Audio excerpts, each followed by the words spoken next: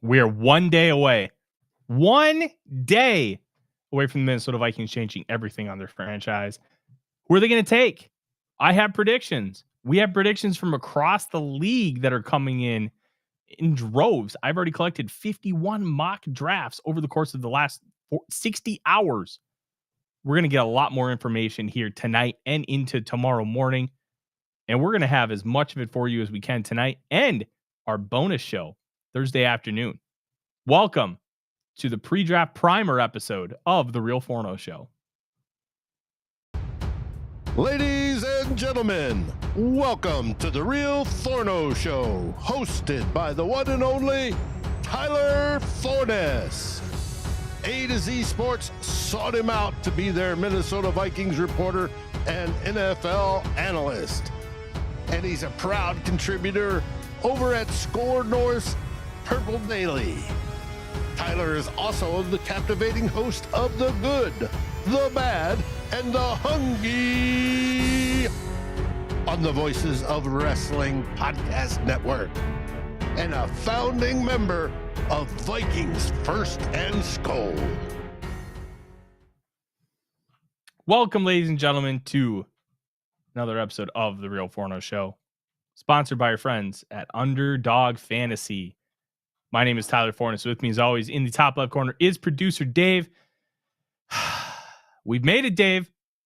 We've made it. Only 25 hours until the first round of the NFL draft kicks off.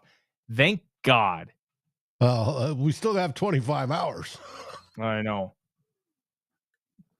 Anthony, are you sure Mongo just passed away? Because the report from about an hour ago is he was just moved to hospice. So, is that true? Let us know. Thank you guys so much for joining. We are going to have a fun show tonight. We're going to talk about some things that I'm hearing. We're going to talk about some things across the whole National Football League. We're going to look at my final mock drafts from just a Vikings perspective and a National Football League perspective. And it's going to be a fun time. Look, there are a lot of things that you're going to hear tonight. There are going to be a lot of things that are going to be smoke screens. Remember, 2 years ago, Will Levis was minus 400 to go fourth overall hours before the draft starts. It is a crazy time. So always have those media literacy hats on and try to read through the bullshit, because NFL teams are not afraid to use media members to spew their own crap. And that's why we don't do a ton of reporting on here, just because we don't know what it is. We don't know what's real and what's not. Sometimes we do, but it's not enough. Let's start here, though. One of the interesting things with the Vikings is I have heard that they are a team to watch when it comes to one of my favorite players in this class, Alabama linebacker Jihad Campbell. If he ends up falling towards the back end of that first round, he's got some injury concerns, 2 shoulder injuries. One of them, he just had a surgery to repair a torn labrum, and he's got a knee issue. The Vikings have a history with Kwesi Adofo-Mensah of overlooking some medical stuff because, our medical team can end up taking care of that. They can handle some of that, and they can keep these guys healthy. It worked with Cashman. It worked with Andrew Van Ginkel. It worked with Aaron Jones. They were able to keep those guys healthy after they all missed a bunch of games in the previous year. They missed a combined 3. They were all Blake Cashman for a turf toe that I've heard it might not have been a turf toe. So it's an interesting conversation to have when it comes to the medical stuff. But I thought that was interesting. Something to keep an eye out. It's not a guarantee, but it's something that you should put in the back of your head that, okay, if this happens, we know why. Campbell's a difference maker at linebacker. Sometimes when a difference maker is there, you just take him and you don't worry so much about, is this a need or not? You just take the good football player. To me, that's what would happen with Campbell. Now, reasonable minds can disagree, and I think that's okay. But that's what I think would end up happening. I've also heard some stuff about Ashton Jeanty and there's so many people talking about it on the timeline. Ashton Jeanty is likely to go 5th overall. Who? Well, who knows? The Bears. They've Bears, been rumored. Jaguars. Jags. There's been a ton of stuff. I'm not willing to talk about a lot of it, but there's been a ton of stuff, and it sounds like Genty's the guy at 5, pretty much no matter what. So I just listened to PFF, and then who is it? Check the mic with Steve Palazzolo and them, and they're squawking Jags, and the Bears are being the 2 interested teams that we hear of. Yeah, I mean, there's a lot of teams that are going to be interested, and you know what? They should be. They should be interested because push everybody else down. Yep. Go ahead. So there's going to be a lot of different things that come up. There's going to be a lot of teams that talk about trading up into the draft. There's going to be a lot of teams that want to trade down, but you got to find a partner and it's got to work. You got to find a trade that works. And that's going to be the big thing. There's going to be a lot of people that criticize if the Vikings stick and pick. They're going to be like, "Oh, I can't believe you didn't get a trade done." Don't throw rocks at a glass house when you don't know all the context. Just remember that. We don't know what he was offered. We don't know if he was even had anybody who wanted to move up. There's a lot of different context that goes into those conversations. So just remember that. Just remember when Dr. Proto says the empties on the table are only alleged. Yep. Well, luckily, this one's not an empty. Well, hopefully by the end of the show it will be. Looks like it's only half dang full. Right. Oh no, I just cracked it before the show. I came prepared. I wasn't going to bring a half-drank beer up to the office. Odie is behind me chewing his bone. Marzipan is downstairs chewing her bone. And we are excited for the draft. So let's get into it. We're going to talk first about my Viking-specific mock draft, and then we'll talk later on about the full first-round mock draft that I released earlier this afternoon on Easy Sports. This one I released yesterday morning for A to Z Sports, talking about the final mock draft. And look, I'm going to be real. I had the Vikings taking Walter Nolen, the Ole Miss defensive tackle. This is a prediction. This is not me wanting, even though I'd be very happy with Walter Nolen. I'm trying to read between the lines. We talked about this on the last show when we had our Crazy Able discussion. When Kwesi is talking about players that you can get in the NFL draft that you can't get in free agency, and talking about getting an impactful player, that does not tell me a left guard. That tells me a defensive lineman or an edge rusher. You can get a guard in free agency. The Vikings just did. You can't get a premium pass rusher that can also play the run in free agency unless you're paying like $700 million. Like Milton Williams got paid like $7-8 million more than what I believe his market value was to go to the New England Patriots. You have to overpay those guys by a substantial amount, or you draft them early. You don't get those kind of pass rushers later on in the draft. You got to take them early. So trying to read between the lines. And the interesting thing is you can hear and read those comments and perceive it completely different. But the way I took it is they want that impactful player at a position where you can't get that in free agency. And to me, that's defensive line. I think edge rusher could be in play here, but I think defensive tackle is much more likely. And Walter Nolen gives you that elite pass rush profile that you want, that you can develop. He's great at slanting and stunting. So slanting is when you're not running straight ahead, you're running at an angle to like kind of break up inside zone plays. So you like run right between offensive linemen to try and make a play there. And obviously stunting. No, we've seen the Vikings love to do that. He's great at doing that. He can be the looper, the guy who runs around the edge. He's that athletic. I think that this pick makes so much sense if he makes it, which I believe he could. Now you have us trading down with Baltimore and picking at 27, Walter Nolen. Yep. It's you get pick 129 and 203 to move down.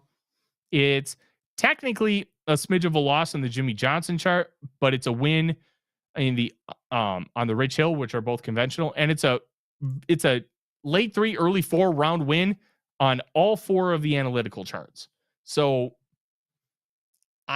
to me, it's a small trade down. You get 2 extra picks. Yeah, you don't get them on day 2, but that's okay. You're getting more picks.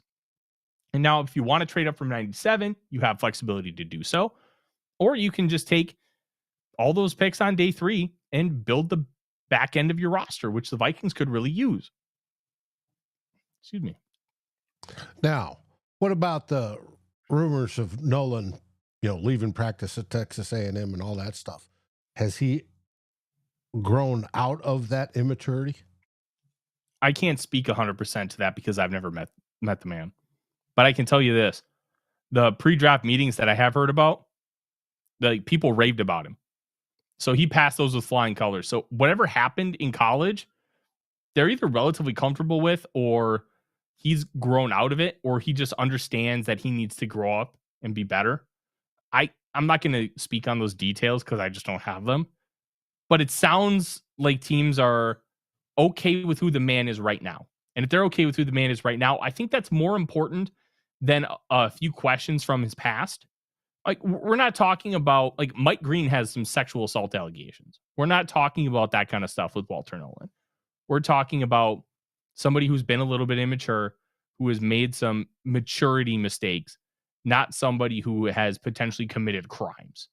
So if you're comfortable with who the player is now and how they're going to translate to the next level, then I think you can feel pretty comfortable taking that player. But you have to be comfortable with it. Just because I am from my seat doesn't mean that the Vikings are. I'm projecting that they are. And that's not based on sourcing. That's just based on kind of my own gut. And I could be completely wrong. But there's a reason why they're my predictions. They are mine and only mine. I did find interesting something to be aware of.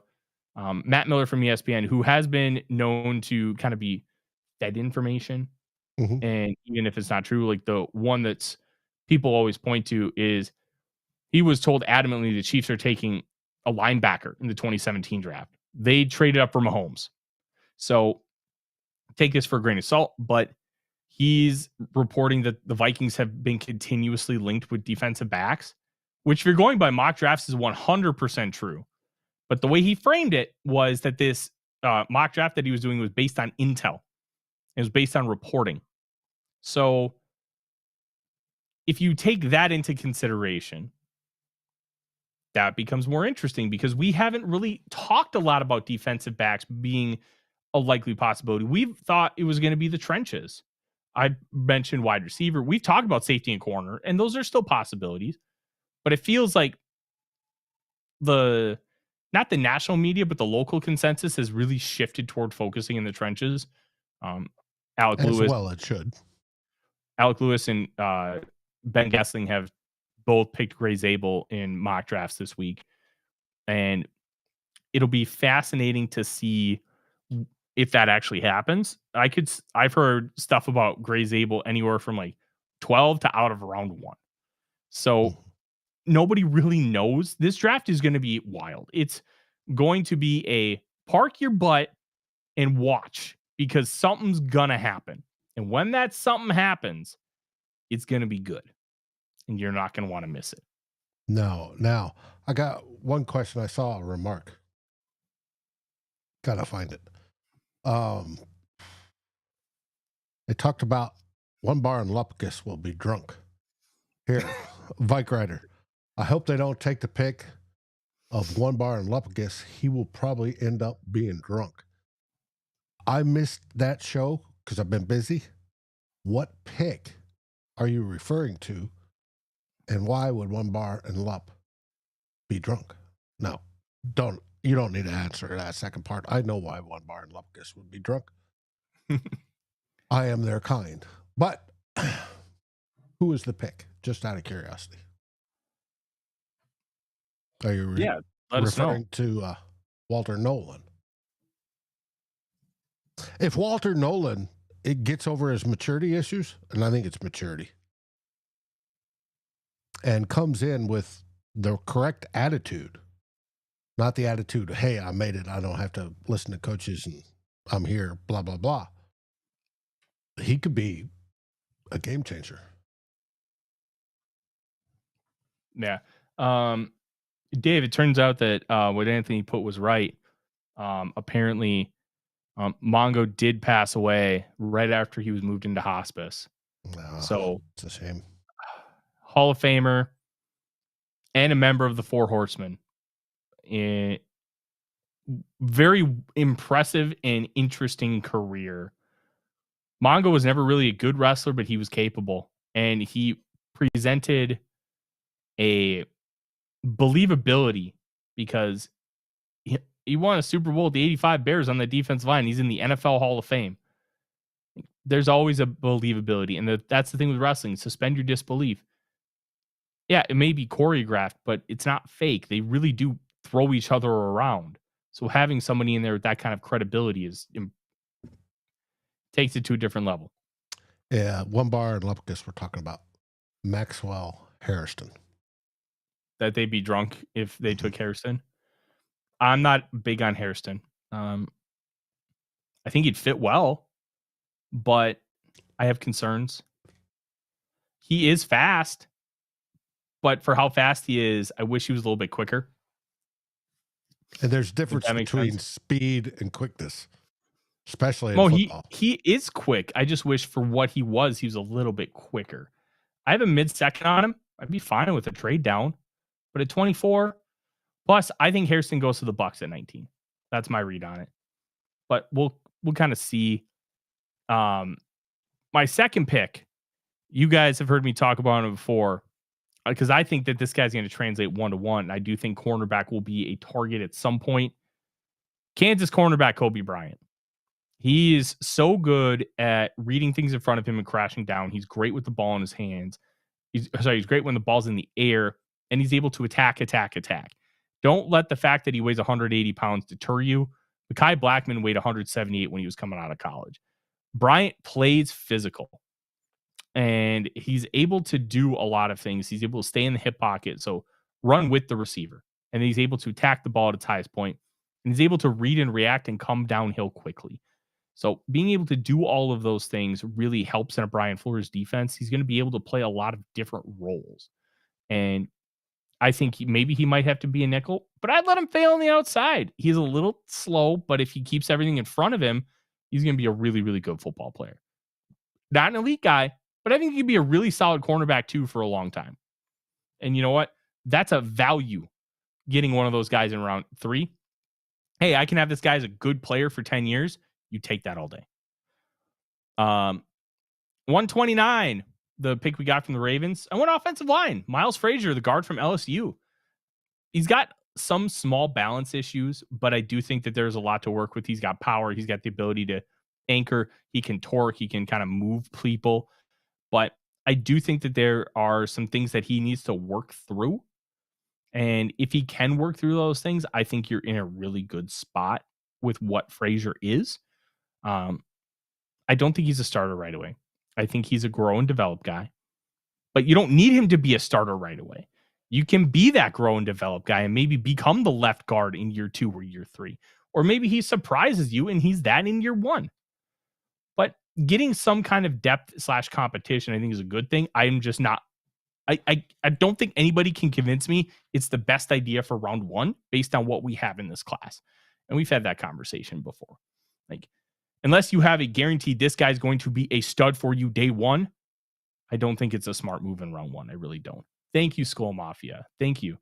It is Happy Draft Eve, and the super chats are incredibly gracious. Thank you very much. We got 3 more picks to go through. 139, the Vikings' first pick in the 5th round. Trevor Etienne, running back from Georgia. I think the Vikings need to get a running back in this class. I am literally the highest person in the industry on Trevor Etienne. I'm 49th on my big board. I think he's great.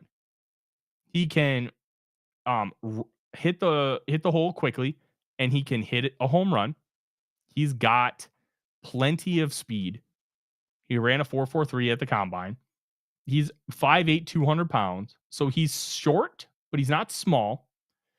He's always worked in a timeshare, but I think he's never had more than 20 carries more than once. Just one time he had 20 carries. That's it. But he played on teams that really wanted to focus on a timeshare, which is very, very common in college. But I think he can do a lot of things for you. He can catch the ball. His only incompleted target was an inaccurate throw by Carson Beck on a swing pass. I remember it because I remember watching it. I'm like, man, that was a bad throw. And bada bing. So I think ETN can do a lot of different things. He can run zone. He can run gap. And his vision and ability to be elusive in space, I think will both benefit him at the next level. Like, it's a guy at 139. He's not going to be a world beater, but I think he can be a really solid player for a while. Can I back up a sec? Kinetic talks about Kenneth Grant. Is Kenneth Grant going to be there at 24? I don't think so. I think he's gone at 22 at the latest. I think I don't think Kenneth Grant makes it to 23, let alone 24. That's my guess as well. If he does, he's definitely a serious contender. Mm-hmm. Oh, absolutely. The only guy I would take over him is Jihad Campbell. And that's if the Vikings were comfortable with his medicals, because I don't know how bad they actually are. All right, we got two more picks, and we'll answer a couple of questions that are in the chat. 187, this will be the obligatory top 30 visit selection. Tight end Oronde Gadsden II from Syracuse. If you watch any Miami Dolphins football in the late 90s, early 2000s, you remember a wide receiver, 88, Oronde Gadsden I. Had the visor, had the chin strap with the back ones peeled down. Yeah, I loved that look back in the day. Good, solid football player. Possession receiver, caught everything that was thrown to him. Gadsden is a big slot kind of tight end, 6'5", 245. And what I find interesting is when you get to this point, you're not going to find tight ends who can block and be a receiver. That's not how it works. You get one or the other. I'd rather take the guy who's a receiver and bulk him up so he can block better rather than taking a guy who is not a good receiver and only blocks, because I think there's more upside with the former than there is the latter. So that's why I took Gadsden. He gives effort when blocking. He just does not have the requisite strength and size to be able to really hold up at the point of attack like you'd want. Like TJ Hawkinson does a great job at it. Not an elite blocker, but he's good. I think you can get him up to a TJ Hawkinson level within a couple of years. And until then, you have a guy as a third tight end who's a really good receiver, does a great job of finding openings in space, can catch well at its highest point, and you can actually design some pass plays for. Like, I don't think he's going to be a difference maker right away, but year 2, year 3, I think you could really start to see him emerge as a solid contributor for this team.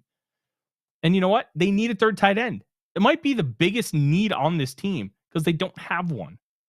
They only have 2 tight ends. So getting somebody in this class is a really good one. Bulldog LLC mentions that his favorite retro is Brian Cox with the surfboard neck roll. Oh, no, it wasn't a neck roll. It was like a plate that was like straight up. So if he like leaned his head back, he had a headrest. That thing ruled. I don't know what the whole purpose of that was, like for safety precautions, if it was to prevent whiplash or something, but it was awesome. It's a safety item, just like the neck rolls before that. Now, Kwesi had mentioned tight end as a need. And so I fully expect them to draft a tight end and then go sign one elsewhere as well. I also expect them to draft receivers. Yeah. Receiver will be a priority.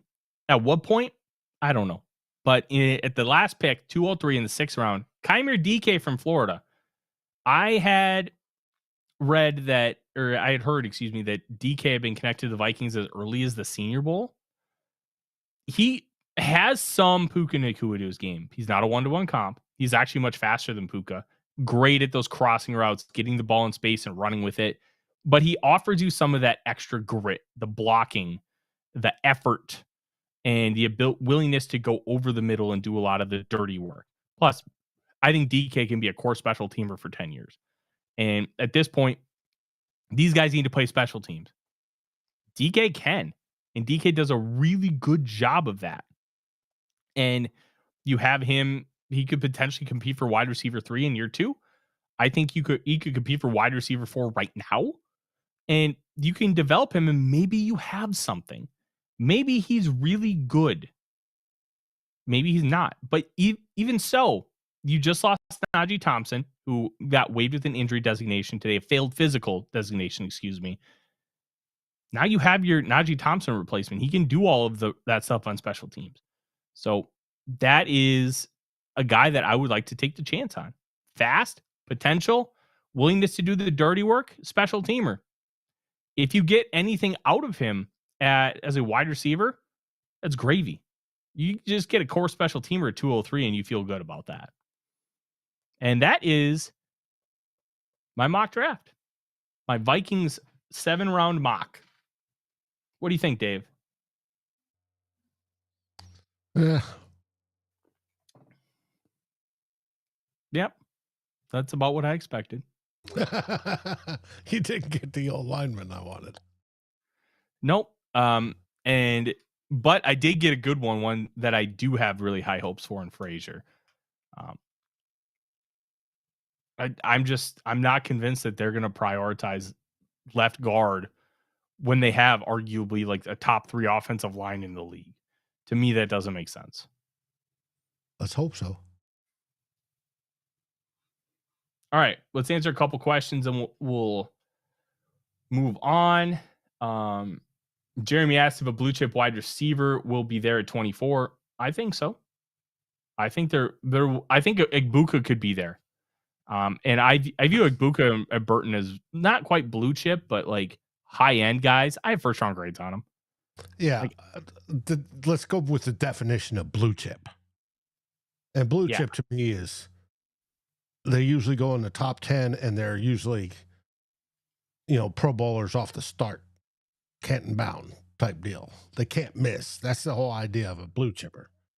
No, a round 1 guy's going to start and do okay.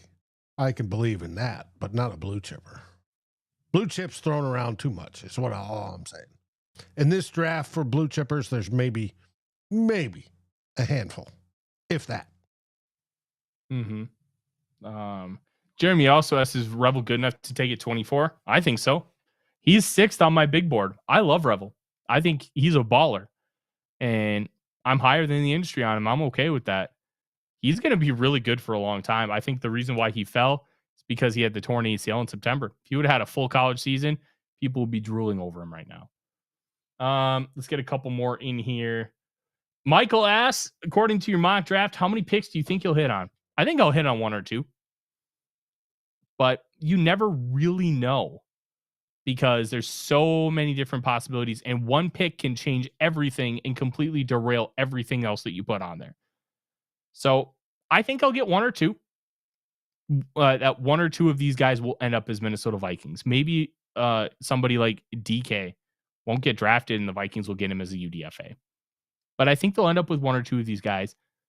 We don't know. There's so many questions. Every time that the Vikings end up making a selection, it's like, oh, I wasn't expecting that. That happens a lot because there's a lot of different factors that go into this. T-Bass asks about the running back out of Rutgers. Monangai? I think he's going to be more of like a round 6, round 7 kind of player for me. Good player, little undersized, built like a brick house, great pass blocker, kind of like a third down back in that sense. He's a Leroy Horde kind of third down back, but a little bit better of a pass receiver. I think if I'm recalling correctly, there's some issues with him putting the ball on the ground, but good football player. I just don't see the high end upside where in these kind of spots in this class, you can find a guy with upside. I think Trevor Etienne has a lot of upside. You got him at the top of round 5. That doesn't happen in other drafts. So a guy like Monangai is going to be pushed down even farther just because of what the depth of this class is. But he's a good player. Jason asked another Viking or another running back question. Or wrong.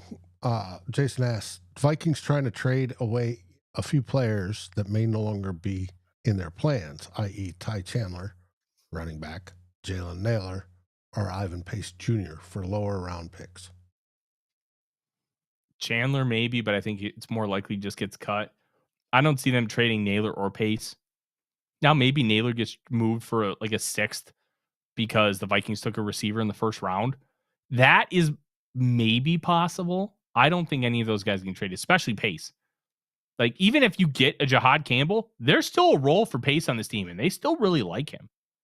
But it's going to be a much more specialized role when he's in the game versus being more of an every down kind of player if you were to make that kind of move. So I'm leaning no towards all of that. Freddie is having a conniption over Kirk Cousins. Are the Vikings going to trade for him? No. We'll just end it there. No. There's a lot of complications with trading for him, including money. And not just that, there's $10 million next year that he's fully guaranteed. So I'm a no. I don't think that the Vikings are trading for him. I think it would be a mistake to trade for him because it invites outside noise.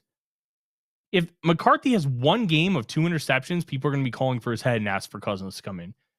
You don't want to be put in that situation. I don't care if he can handle it, which by all accounts, it sounds like he'd probably be fine because they love his more mental fortitude. I'm not giving the opportunity for that to arise.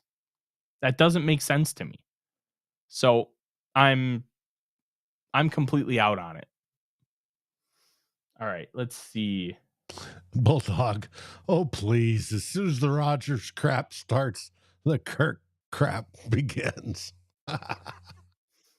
Yep, it's always got to be something. Bulldog, always got to be something. Skywalking McCarthy is an interesting one here, Dave. Every year a player falls to the Vikings, even going back to 2020.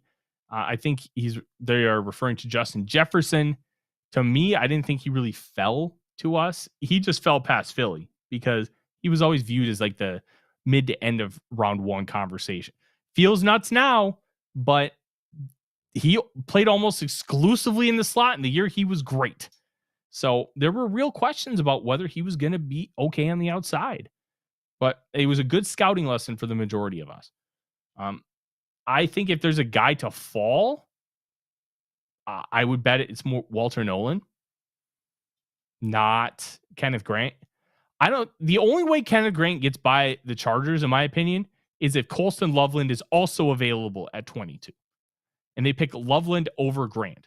Like, they love both of those guys. One of them, if they're there, is going to be a Charger. So which one? I don't know. We'll find out. Chargers aren't going to go O-line. Big stud. They could, but I think if one of those guys is there, they're just going to take him. Either Loveland or Grant. If they're both gone, I think Tyler Booker could be an option. He's perfect for what they like to do there. He is not good for what the Vikings like to do. But he is a good prospect. Sometimes scheme fit matters, which is why I wouldn't want to take him to like top of day 3 because it's just not a fit. But at a certain point, talent outweighs scheme fit, and you're willing to take that chance. And for me, it's at the top of round 4.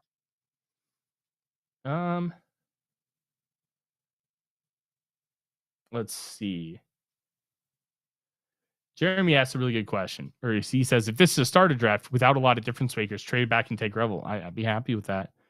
I think they're going to take a player that they normally can't get in free agency because Kwesi pretty much said that. I think you can get a guard in free agency. You can't get an elite wide receiver. You can't get an elite edge. You can't get an elite DT. I think those are the 3 positions. Maybe corner, because it's hard to get an elite level corner in free agency. But you can get safeties in free agency all the time. You can get interior offensive linemen all the time. You can't get those other positions. You just can't. So you can't get good interior offensive linemen. Well, that's generally not true. Unless they come off some sort of injury history, like the ones we got this year. Robert Hunt's a really good player. Last year, he went for $20 million. Will Fries is a good football player. He went. But he came off injury. It's easier to find interior offensive linemen in free agency than it is any of those other positions I mentioned. And that's the whole point. The whole point of Kwesi's comments was finding players in the draft that you can't find in free agency. You can't find an elite level wide receiver in free agency. You can't find an elite level defensive tackle in free agency or an elite level edge rusher. And if you do, it's Joey Bosa, who's had 40 million injuries and is 30 years old. Like, you're not finding those guys in their prime. So the idea is, how do you maximize the market? Maximize the players that you can't get in other spots when you have the chance. So that's why I really believe it's defensive tackle first, edge rusher second, wide receiver third.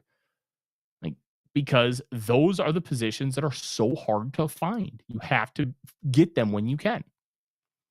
Now, will I be proven wrong? Who knows? But that's my read, trying to understand how the Vikings have communicated, what the draft class looks like, what free agency looks like, how the roster is built. There's a lot of different factors, and people, as you can tell, Dave and I have different interpretations of that information. But my interpretation is, you can find interior offensive linemen. You can't find those other positions. So that's where my focus is. But as Yogi says, hit those likes, please and thank you. Make sure you subscribe and ring the bell as well, because we're going to have a lot of great stuff for you this week. You're going to want to have that bell rung, because when we go live, we're going to go live at different times and somewhat randomly. We're going to go live Thursday morning. We're going to go live late Thursday night. We may go live Friday morning, and we'll go live Friday night and Saturday morning too. And then Sunday with two old bloggers. You won't want to miss it. That's why we ask you to subscribe and ring the bell. Plus, it helps our good friends, Dave, at Underdog Fantasy. And if you were watching the games last night, oh man, the Wild got up 4-0, and they made it a crapshoot, and they ended up winning that game 5-2. And the Wolves got down almost 30 points, got within 9, but just couldn't pull out the victory. But even if your teams are having a good or a bad day, you can still have a good day by having a little fun with those games, by picking over or under on 2 to 8 players. And that's it. And you can win up to 1,000 times your wager. That's it. Very simple stuff. And maybe I like, Anthony Edwards over 24.5 points. Boom. Then I pair it with Kirill Kaprizov over 0.5 goals. And guess what? They both would have hit last night. And you would have had an even better evening watching those games. Or if you're like me, you're downstairs in the basement, you got both of them on at once. But you can only play in these states. And we recommend that you go to those states and play, because it's fun. And if you use the promo code FORNO, FORNO, on your first deposit, you can get up to 1,000 times your first deposit in bonus credits, giving you a little bit more fun. But if you're having too much fun and you're starting to worry about it, make sure you call 1-800-GAMBLER. All right. Yep, you were watching both games, and I was the one calling you to talk about Viking stuff. Hey, you know what? That's the fun stuff, right? Now, let's have a good conversation. If you guys want to pull it up, if you're on your phone, you can kind of take a look. We got some chat about Kirby Joseph getting 4 years, $86 million. Look, I think he's a good football player, but is he that good? I hesitate to say that. I do not think he's dirty like most Vikings fans do. They teach you to hit low so you don't hit high and give concussions. So the unintended consequence, ACL injuries. It happens. I don't think it's dirty. Aim for the knees. I mean, he's supposed to aim for the legs. Like the legs, the knees thighs, but not necessarily the knees. Actually, you're supposed to aim for the belly button is the easiest way to get a proper tackle. But like I don't think he's dirty. It sucks. It is what it is. We move on. But my final mock draft, 32 picks. We'll kind of go through them and talk briefly about them. Some don't really need an explanation. We know Cam Hunter is going first overall. We know Travis Hunter is going second. I think Abdul Card is going third to the Giants. Will Campbell is going fourth to the Patriots. All pretty chalk. I think the Jags are going to stick and pick, and they're going to take Ashton Genty at 5. This is just a difference-making running back, and you have a quarterback you need to maximize. It's a deep defensive tackle class. You can get a good one at 36. 6, with Colton Miller wanting a new contract, the Raiders are in an interesting spot. I think they go Armand Membao, the offensive tackle from Missouri. Jets take Penn State tight end Tyler Warren. Panthers take Jalen Walker, the edge from Georgia, who Deontay Lee from the Ringer sent to the Vikings in his final mock. He's like if you combined Andrew Van Ginkel and Kyle Van Noy, where he's a little like built more thicker and compact than Van Ginkel is, but he's not quite the load that Van Noy is, who's way more physical. If he ended up here, that would be a fun. 9, Michael Williams, the Georgia edge to New Orleans, who I would love to have in Minnesota because of what he can do on the interior as an edge rusher. He's 265 pounds, 34 and 5/8 inch arms, and he can hold up at the point of attack. He can hold his ground against interior offensive linemen and tackles. It's impressive. 10, Mason Graham, the Michigan defensive tackle to the Bears. Shamar Stewart, the Texas A&M edge to the 49ers. Tedero McMillan, the Arizona wide receiver to the Cowboys. Jahdae Barron to the Dolphins at 13, the corner from Texas. So like he's an interesting one. Some people have him falling toward the end of the first round. I think he goes early. I think he can be that apex defender that they like to have with Javon Holland. I also think because you have Jalen Ramsey himself isn't what do you call it? Like he's disgruntled right now.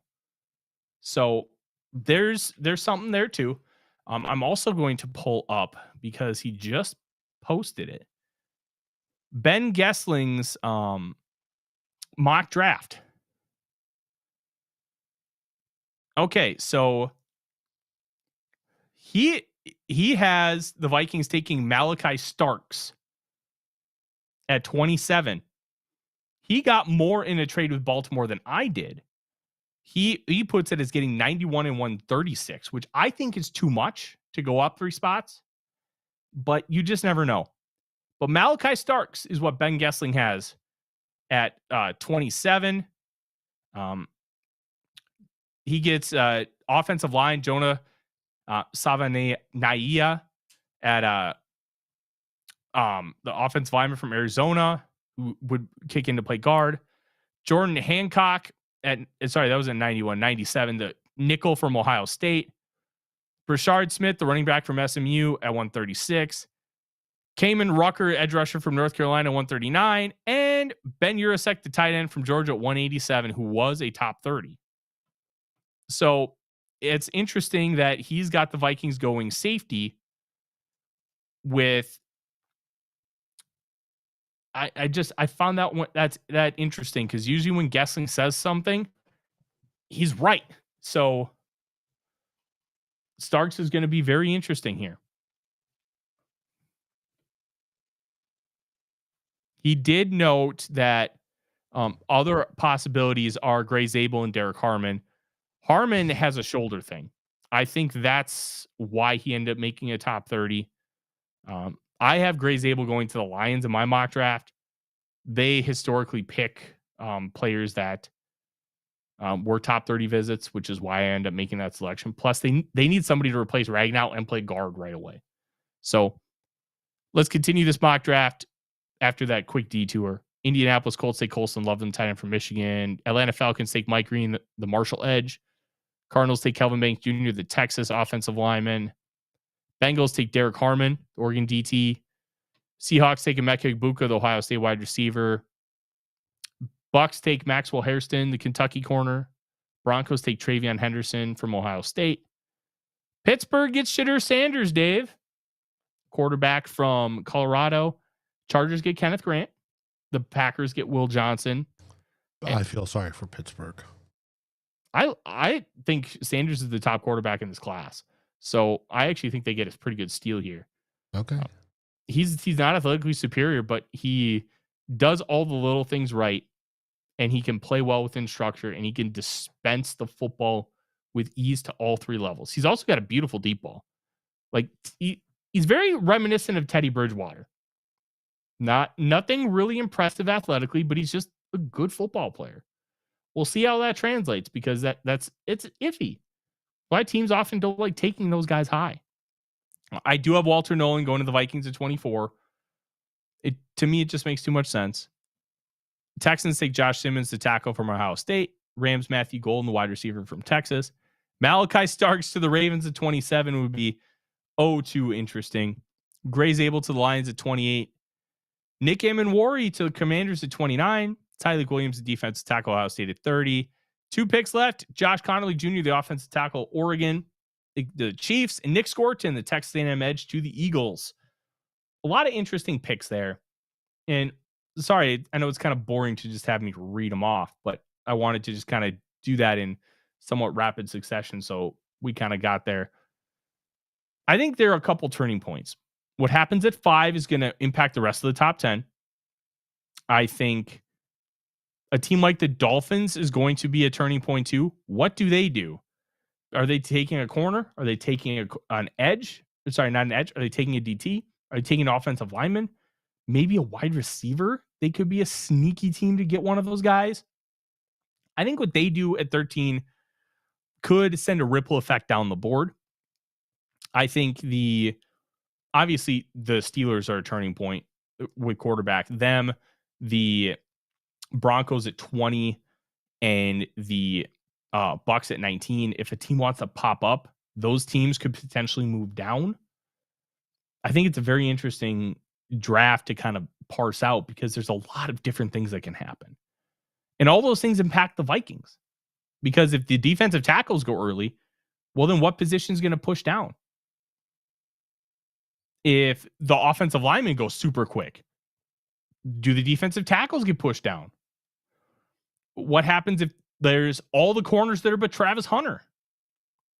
There's a lot of different intriguing positions that the Vikings could be in, which is why over the course of the last 4 months, I have looked at a lot of those different opportunities to see how can different things be impacted. And I think by looking at everything, we're in a position where the Vikings can do almost anything. And I don't think anything would be truly disastrous. I don't think there's a single pick where I look at it and I would be mad. Okay, there's one, Jackson Dart. If the Vikings take Jackson Dart, the quarterback from Ole Miss, I will be pissed. But that's where I see the Saints coming back up. I think it's possible. The Saints are known to be uber aggressive, and Jalen Milroe makes a lot of sense for the Saints. They just had like the basic dollar store version of what Jalen Milroe is in Jalen Hurts. That's not an insult to Hurts. Hurts was the Super Bowl MVP.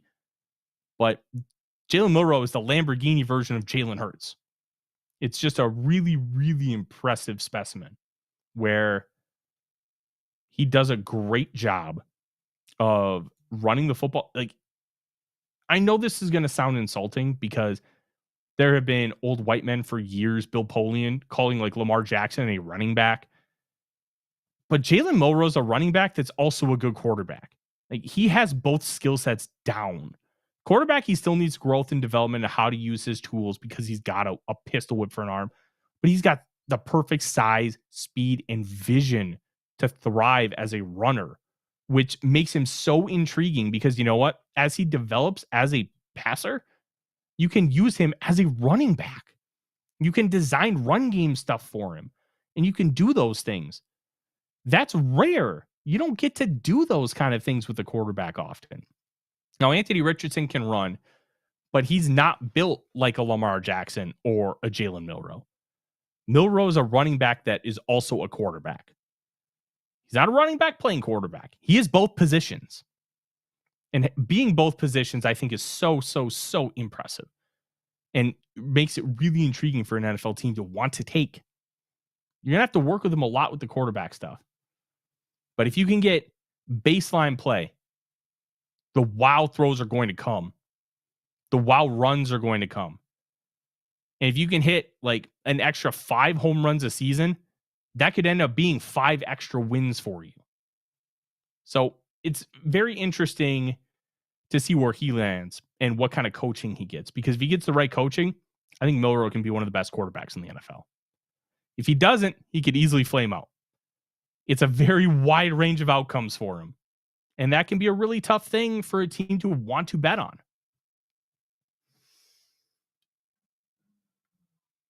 Most definitely.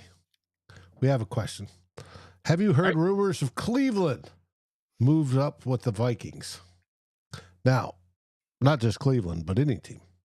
Who do you see as possible trade partners? So I've heard multiple different ones over the course of the last, I don't know, couple weeks.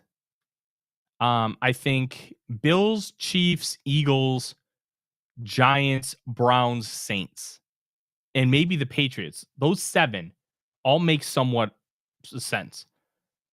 But here's the thing. You may not know who really wants to move up until the guy that they want is there. And the Vikings go on the clock. Now, you have discussions and trade parameters set like, hey, I'd be interested in potentially moving up on draft day. What do you think it'll cost? And you do that behind the scenes. Be like, okay, if our guy is there, I'll call you and we'll nail it down when the pick happens. That happens all the time. The Vikings, when they wanted to trade it for McCarthy, had that dealt in with the Giants beforehand. That's why they got it done so quickly. And I think that is something that the Vikings have already done. We'll find out. It's going to be really, really interesting. It's going to be really, really interesting to see how everything parses out.